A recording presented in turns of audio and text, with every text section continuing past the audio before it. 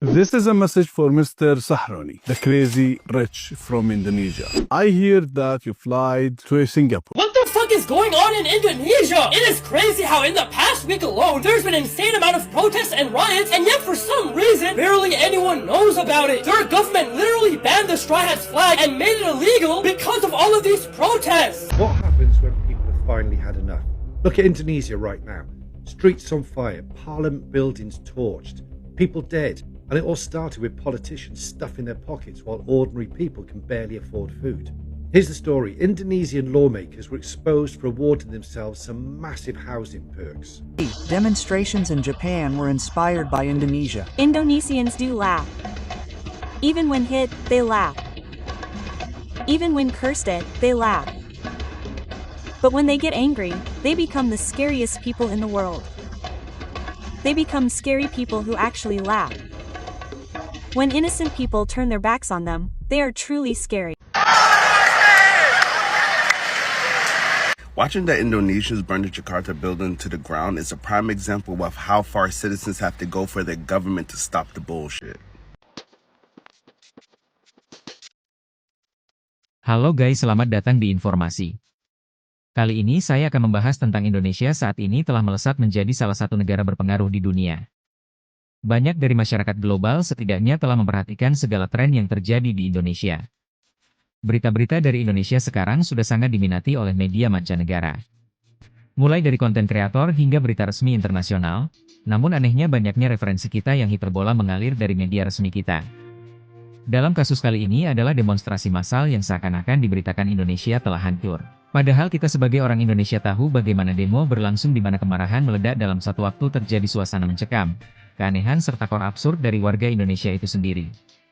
Demo di Indonesia itu sangat unik dan bersifat kolektif, tidak akan sama dengan negara lainnya yang berkepanjangan.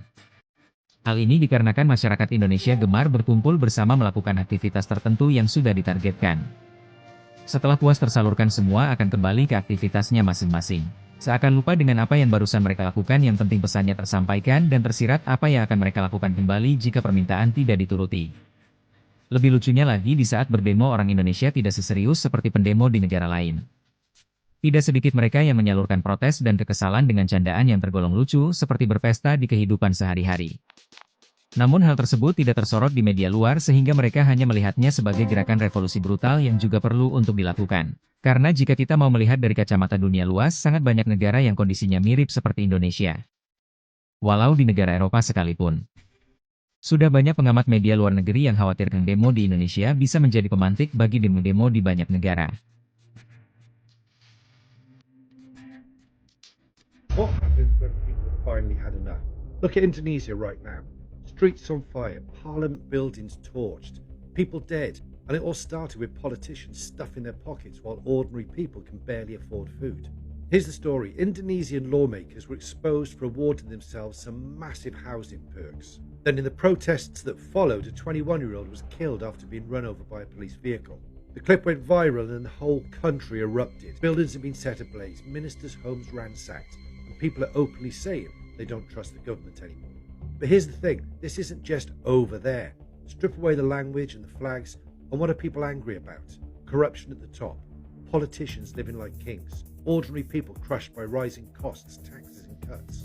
Sound familiar? Here in the UK we've had MPs claiming for duck ponds, second homes and eye-watering expenses while we're told to tighten our belts. We've got tax hikes, energy bills through the roof, food inflation, and a justice system that just feels broken.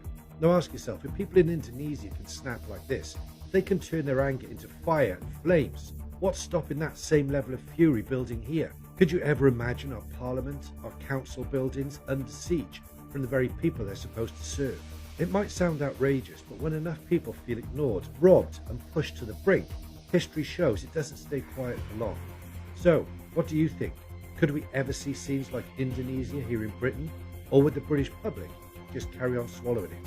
Let me know in the comments and follow for more news, views and uncomfortable truths. Watching the Indonesians burn the Jakarta building to the ground is a prime example of how far citizens have to go for their government to stop the bullshit. All the governments in the world are pretty much the same. But the things that's different is the citizens and what the citizens are going to accept. This is a prime example of what it looks like when the citizens actually stand together in a country and there's no bigotry and there's no racism and there's no separation in between. They can actually stand together and actually do something. But the sad part is that in America, the lowest of the low people in our country, the poorest of the poor, there are some people who actually identify with the government. That's the crazy part. And this is how you know Americans have been socially programmed so hard, because what do they always tell us? Oh, you can protest, but just peacefully. Don't cause any problems. Don't cause any issues. The only time there has ever been change is when force is met with force. Whenever America wants something done, what do?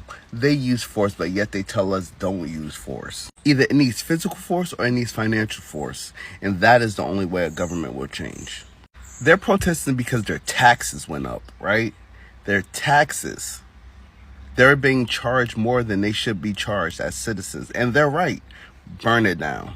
What the fuck is going on in Indonesia? It is crazy how in the past week alone, there's been an insane amount of protests and riots, and yet for some reason, barely anyone knows about it. Their government literally banned the Straw Hats flag and made it illegal because of all of these protests. Now it's funny because this originally started out as a peaceful protest, and more importantly, it was organized by students, people like you and me. But during these protests, the entire situation was escalated when one of those students was literally ran over by an armored police truck. And it's crazy because it was caught on 4K camera. Now sadly the student didn't make it, but it was an all for nothing, since that whole thing escalated all the protests into riots, to the point where you had people breaking into city council offices and looting them. Now the reasons for the protests are because of the mass corruption that's taking place. You literally have their parliament that's just continuously getting richer, while the poor on the other hand are just struggling to barely stay alive. Now to put it into perspective, you have the common worker making around $260 a month versus a member of the government making over $8,000 in that exact month. That's fucking insane. Now, if you want my honest opinion on this, as much as I don't condone violence, I say the protests are fully justified. Like, you have one tiny portion of Indonesia that is living lavish lifestyles, while the other 90% are struggling to barely stay alive. That is not democracy. That is pure corruption. And I'm glad that the people are finally taking a stand and fighting back. Common Indonesia W, and prayers to all of my Indonesians out there. Did you say the people of Indonesia have been protesting for a week over income inequality? People have been taking to the streets, burning parliament buildings, and even looting the homes of members of parliament. So the protest started about a week ago, but the unrest started a month ago. After the people of Indonesia found out that members of parliament were going to get a housing allowance increase of up to $3,000 a month. Keep in mind that those members of parliament already make about $6,150 a month, more than 30 times the average national income in Indonesia. These parliament perks are happening at a time where nearly 10 million Indonesians have been experiencing downward mobility in the past 5 years, some falling into poverty. Protests escalated after videos showed a police armored vehicle running over 21-year-old delivery driver Afan Kurniawan. Afan, quote, became a tragic symbol of how marginalized Indonesians are being crushed under economic pressure. The president of Indonesia, Prabowo Subianto, responded to the protest by saying there will be an investigation into Afan's death and that some of the perks for parliament will be reined in. But meanwhile, they continue to stomp out dissent with military force. But the people don't just want breadcrumbs from the president. That's why they have rallied behind what is being called the 17+8 movement. Protesters are urging the government to address 17 urgent issues within a week, which include more than investigating the killing of Afan. It includes ending military involvement, among other issues. And separately, 8 structural demands, including reforming the parliament, political parties, and national police institutions. The citizens of Indonesia seem united in bringing about real structural change. With the report saying, quote, ordinary citizens have consistently shared messages online encouraging mutual care, rejecting racially charged provocations, verifying information, and maintaining focus on demands directed at the government. Now sharing information has become difficult since TikTok has temporarily suspended its live feature and are taking down posts in Indonesia. TikTok is claiming that it is doing this voluntarily, claiming that it was not because the Indonesian government asked them to, but because some videos violate community guidelines. But let this show us that change is possible. These wannabe dictators squirm their way into office by lying to people and dividing them. But the people are waking up to the kind of government they want to live under, and it is not a military state run by oligarchs. This is still a developing story, so I'll bring you information as it comes in. And as always, please consider supporting me on here so I can continue bringing you stories like these.